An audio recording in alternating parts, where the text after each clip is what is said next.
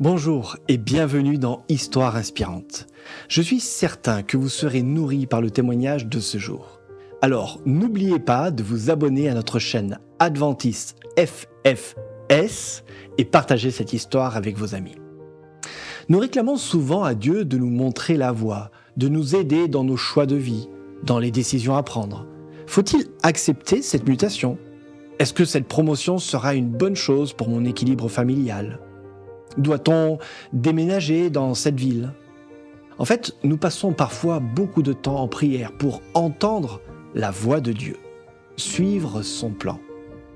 Alors, une fois n'est pas coutume, le témoignage de ce jour nous est proposé par un couple, Madi et Cornel Serban. Ils sont tous les deux nés en Roumanie et ils ont fait leurs études de là-bas. Après un appel pour travailler dans le ministère pastoral en Espagne, Cornel et toute sa famille ont reçu un nouvel appel pour travailler dans le nord de la France auprès d'églises hispaniques et roumaines. Pourquoi ont-ils répondu positivement à cet appel ?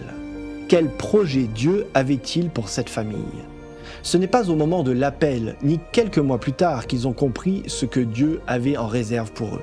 C'est après plusieurs années, après avoir dit oui, qu'ils ont enfin compris où Dieu voulait les placer et à quel moment. Alors je vous invite à faire ce voyage avec nous, d'un itinéraire de vie où Dieu guide toutes choses. Partons pour un voyage inspirant, une histoire inspirante.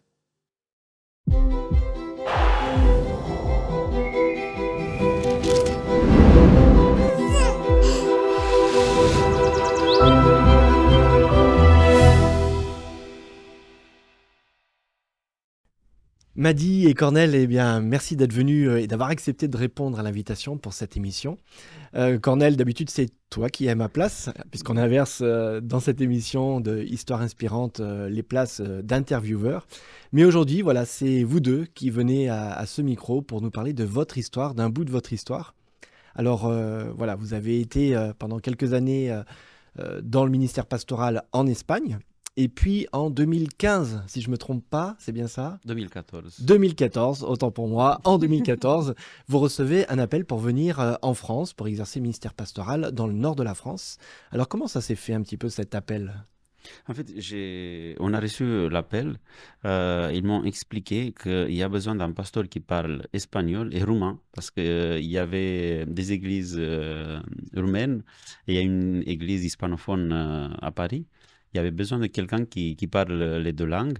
Et on a reçu l'appel. Ils nous ont donné quelques jours pour décider si est-ce qu'on est d'accord ou pas. On a parlé avec la famille et on s'est lancé dans l'aventure sans trop savoir pourquoi. Alors c'est ce que vous nous partagez aujourd'hui, une aventure. Madi, vous étiez 4 en Espagne, au départ de l'Espagne, avec un grand garçon. Il avait quel âge ? Il avait 14 ans. 14 ans. Et puis Myriam, la petite Elle avait dernière. 7 ans, ouais. Voilà, qui avait 7 ans, donc c'est un grand chamboulement.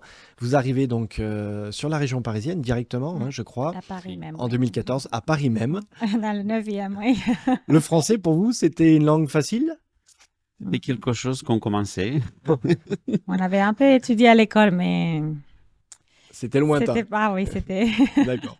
Donc surtout un ministère qui a commencé, donc, comme tu le disais Cornel, dans une église roumaine essentiellement, si je ne me trompe pas. Et puis là, voilà, il y a les surprises de Dieu et c'est ce qu'on voit aujourd'hui avec vous, comment Dieu vous interpelle pour une mission bien particulière, où là vous recevez un coup de téléphone peu de temps après, enfin quelques mois après votre arrivée à Paris, pour venir en aide à quelqu'un. En fait, on pouvait dire que Dieu nous a laissé un tout petit peu prendre le repère dans la région parisienne. Et après, comme tu disais, oui, j'ai reçu un appel. C'était un collègue d'Espagne. Il m'a demandé si est-ce que je pourrais aller rencontrer quelqu'un qui est dans le besoin parce que, en fait, cette personne, elle venait d'arriver en France de la Guinée équatoriale et dans l'avion qui le portait vers Madrid, parce qu'il y a une escale à Madrid, il y avait quelqu'un qui connaissait ce pasteur qui me connaissait à moi. Voilà, l'histoire elle est... Oula, ça devient déjà compliqué là. Donc c'est l'ami d'un ami. C'est l'ami d'un ami qui m'a appelé parce qu'ils ont vu la détresse d'une jeune fille qui voyageait pour la première fois dans sa vie. C'était un tout petit peu pour voilà, s'échapper, on va dire, de son pays, qui arrivait en France et il avait pas très bien compris si est-ce qu'elle sera bien ou pas. C'était juste pour s'intéresser à elle, si ça se passe bien pour elle ou pas. Donc, votre ami ne connaissait pas cette personne, il la croise Non. simplement dans l'avion, c'est ça, et cette personne débarque à Paris pour la première fois de sa vie. Ouais. Et là, comment ça se passe exactement? Parce que vous êtes à Paris, une personne arrive à Paris, elle ne connaît pas Paris, et c'est un ami qui ne met pas les pieds à Paris qui vous contacte. Comment cette mise en relation se fait? Elle était quand même, elle est venue chez une tante. Donc, la sœur de sa maman, elle était à Paris.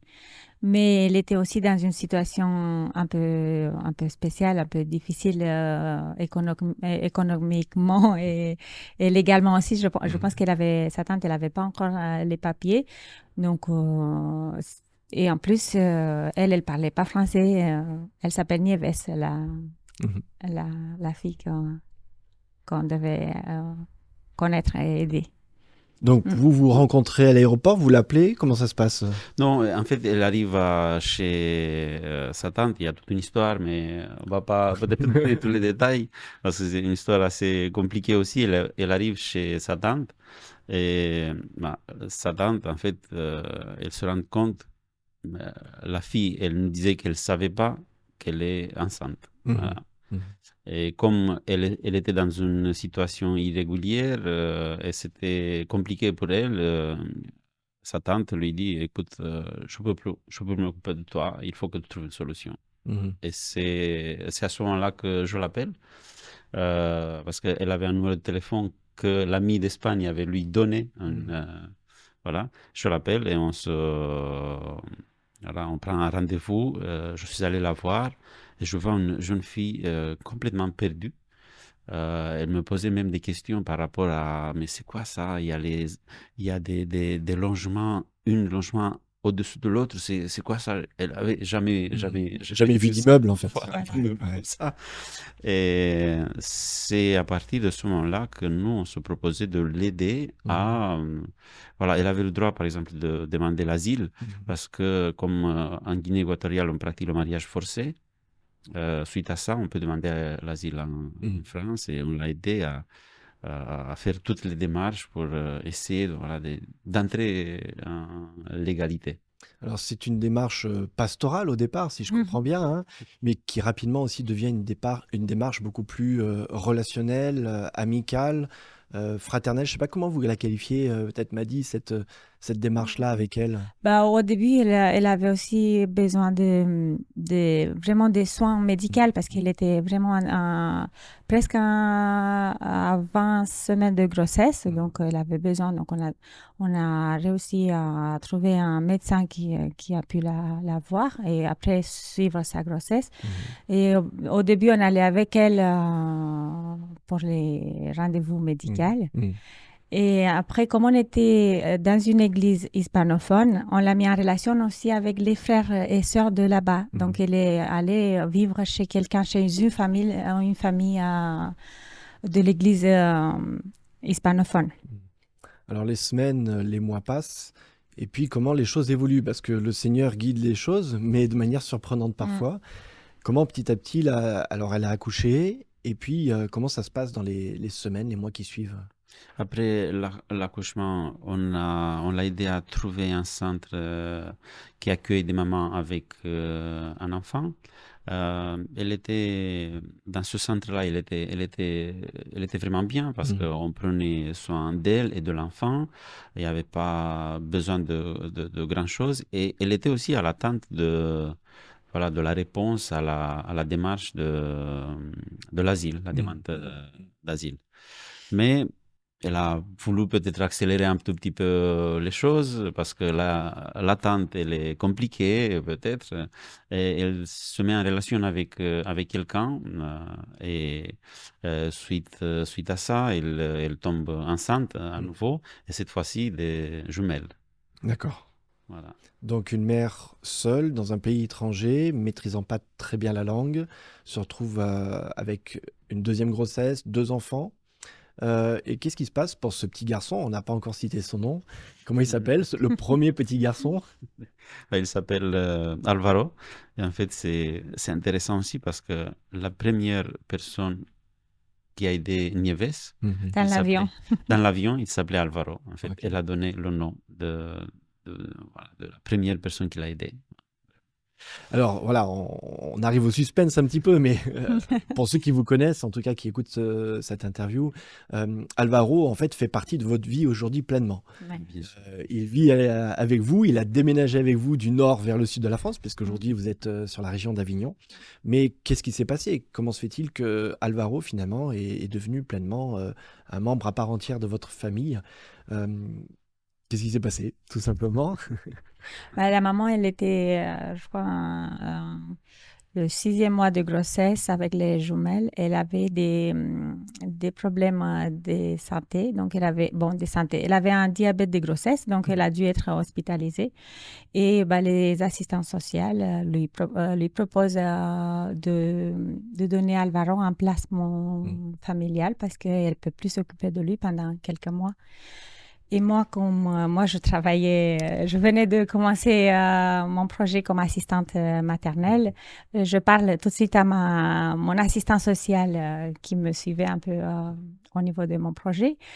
Et elle a dit, même si j'avais que 2 places dans mon agrément, j'avais déjà 2 contrats.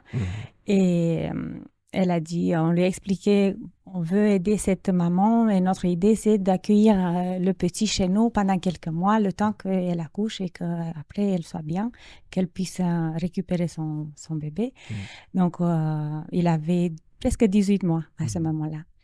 Et l'assistante sociale, elle a dit, c'est vraiment une grosse responsabilité, mais c'est trop beau ce que vous voulez faire. Donc, pour nous, il n'y a pas de souci. Vous nous faites juste un papier pour qu'on soit au courant et après, vous pouvez l'accueillir. Et c'est comme ça que ça a tout commencé. Donc, il avait 18 mois. On a dû lui préparer son lit et tout. Et bon, après, il venait chez nous. Il venait chez nous régulièrement pendant les week-ends, quand on avait un jour férié que je travaillais pas et tout. Donc, il nous connaissait, il connaissait bien la famille. Il venait même avec sa maman de temps en temps quand elle pouvait. Donc, c'était pas, ça n'a pas été d'un coup comme ça, mais donc il nous connaissait, mais bon, ça a commencé comme ça. Donc, Bon, on imagine aussi derrière cette histoire une question familiale difficile, douloureuse, et on ne va pas rentrer dans les détails, bien évidemment, maintenant. Mais Alvaro grandit et finalement, de période où il est là de temps en temps le week-end chez vous, finalement, il s'établit pleinement chez vous. Oui, à 18 mois, en février 2017.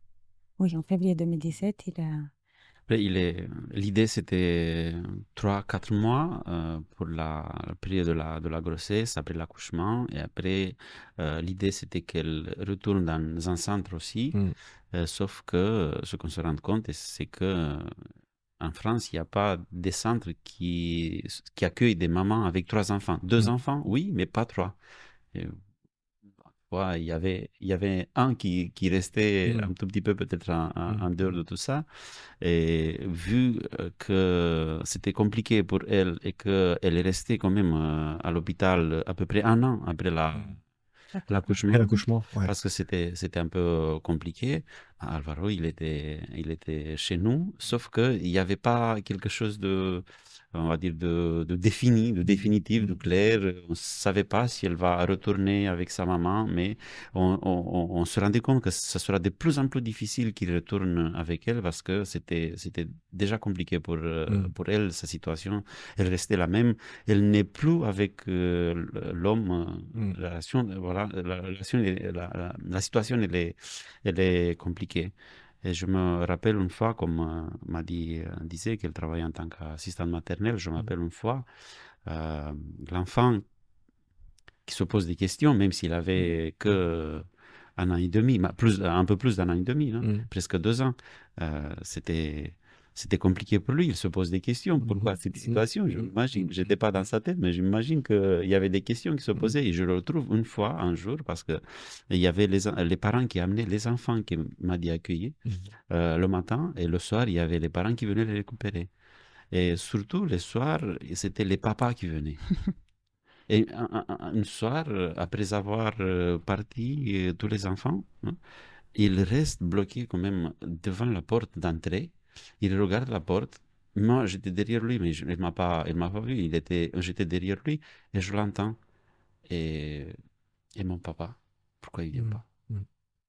Et du coup, c'est peut-être à ce moment-là que je me suis dit, ben, je suis papa. Hein. Mm. J'ai pas arrêté d'être papa, juste avec les 2 enfants que j'ai. Ça, je l'ai déjà. Est-ce que je peux, voilà, on peut faire en sorte que qu'Alvaro il trouve, voilà, son, Qu'il ait des repères, voilà, qu'il puisse... voilà, ouais. Et du coup, c'est à partir de là qu'on a commencé à penser, parce que ça a été pas, on va dire, facile pour nous non plus, Mm. parce qu'on se dit, on va s'engager à quelque chose, mais c'est pas juste qu'on va s'engager à quelque chose qui va, on va s'engager, mais si on s'engage, il faut qu'on s'engage avec tout. Et c'est là qu'on a commencé voilà, à parler et peut-être à voir si on propose à Nieves que si elle n'a pas de solution, que nous, on peut l'accueillir chez nous de manière voilà, définitive. Ouais, définitive, en tout cas plus pérenne. Oui. Parce Voilà. que aujourd'hui, il vit avec vous, Alvaro. Il a Oui. grandi. Il a quel Il âge a aujourd'hui? 8 ans. Il a 8 ans. Oui, Euh, au mois alors, d'août. j'ose poser la question. Il nous écoute peut-être. Et, comment lui, à votre avis, il l'a vécu, ce moment-là où tout d'un coup, vous lui dites, mais écoute, tu vas vivre ici avec nous. Il a toujours des liens avec sa maman. Oui, il connaît sa maman, il la voit de temps en temps. Là, maintenant, comme on a déménagé, c'est un peu plus difficile. Mais bon, on s'appelle de temps en temps et il la connaît bien. Mais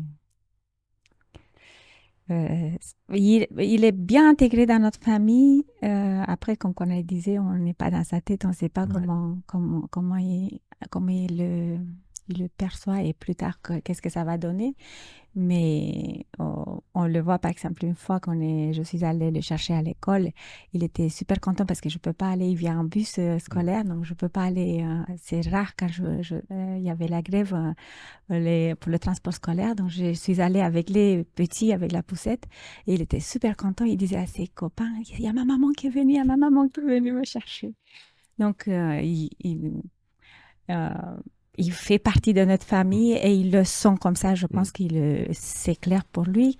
Mais après, peut-être qu'il y aura des questions qui vont se poser plus tard. Mais ça, En tout cas, vous avez ouvert votre cœur, vous avez c'est ouvert ça. votre maison. Et je pense qu'aujourd'hui, il y a pas de doute pour lui de savoir votre intention et pourquoi.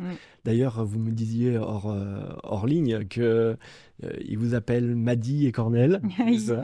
Oui, c'est intéressant quand on le voit, parce que moi aussi, je l'ai surpris une fois à l'école quand je suis allé le chercher, qu'il disait à ses copains, c'est mon papa. Je me suis dit, waouh, tout en sachant qu'il m'appelle Cornel quand même à la maison, parce que c'était tout au début, en fait, on voulait qu'il garde le contact avec sa maman, parce que l'idée c'était qu'il retourne peut-être à sa maman. C'est là qu'on lui a dit, oui, peut-être que tu as ce repère-là sur nous qu'on était tes parents, mais en fait, ta maman, elle est là et nous, on est là juste pour...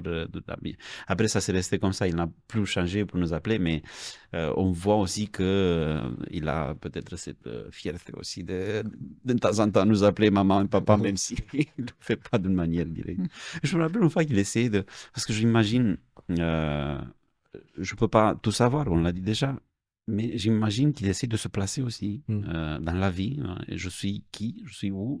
Je fais partie de quoi? Je fais partie de cette famille. J'aime beaucoup être là, mais en même temps, je me pose des questions. Pourquoi je suis là, je ne suis pas de l'autre côté? Et même si il y a eu cet arrangement entre nous et sa maman, il peut le vivre comme une sorte d'abandon. En fait, nous, on le vit tous, l'abandon, d'une certaine manière. Je m'imagine, il essaie de se placer, parfois il se dit, par rapport à, je ne sais pas comment on est arrivé à parler une fois c'est lui qui a commencé de la couleur de peau. Il me dit, ah, vous savez, moi, non, il disait, vous êtes beige. Ma maman, elle est noire. Mais moi, je suis marron.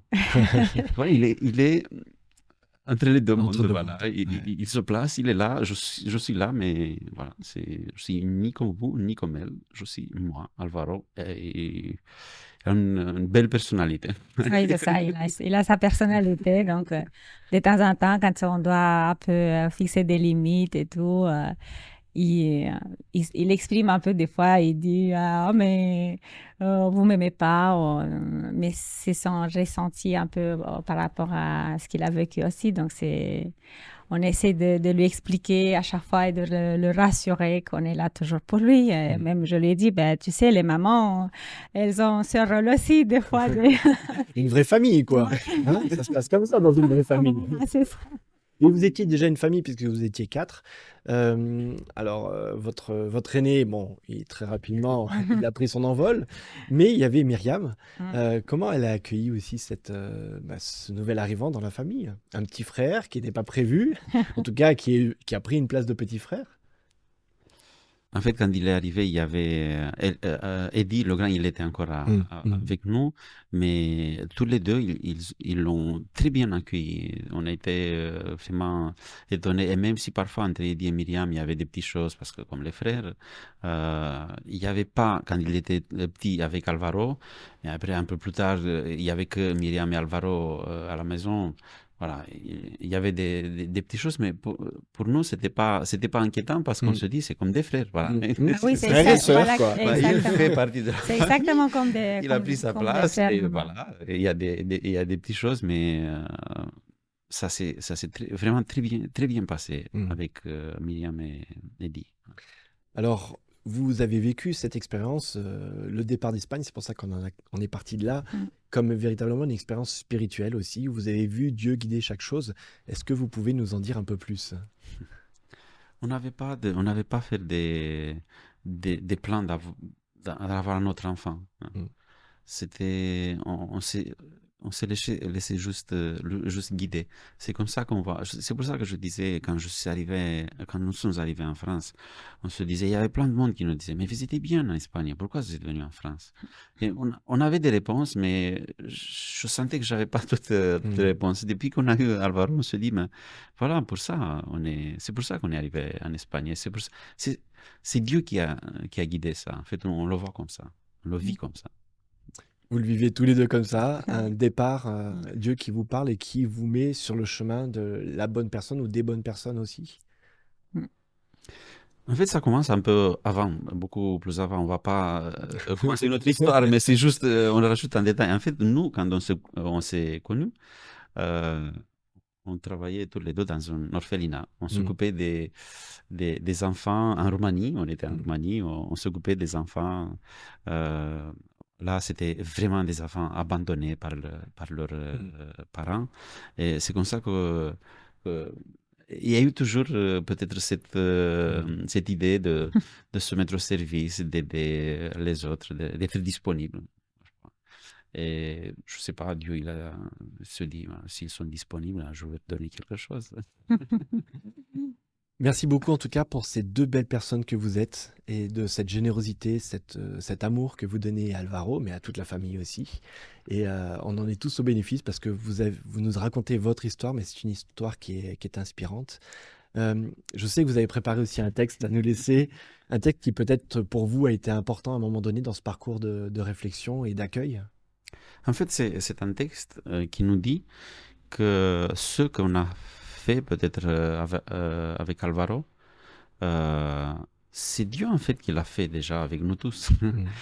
Ce n'est pas quelque chose de, voilà, on a fait quelque chose de spécial, non? Ça fait partie de la normalité des dieux. Et il y a un texte en 2 Corinthiens 6, 18 qui nous dit, je serai pour vous un père. Voilà. On a tous besoin d'un père. Même si on l'a ici, un père physique, on a besoin de quelqu'un qui prend soin de tout, vraiment. Et vous serez pour moi des fils et des filles, dit le Seigneur Tout-Puissant. Amen. Merci beaucoup, Madi. Merci beaucoup, Cornel, d'avoir accepté d'ouvrir votre cœur et ce bout de parcours que vous avez, qui continue aussi avec Alvaro, mais avec toute la famille aussi. Et je vous propose, comme c'est notre habitude dans cette émission, de nous laisser un petit mot sur notre mur de témoignage, notre mur d'histoire qu'on a ici à la Fédération et que vous puissiez laisser cette trace de votre histoire. Et peut-être que Alvaro va nous rejoindre.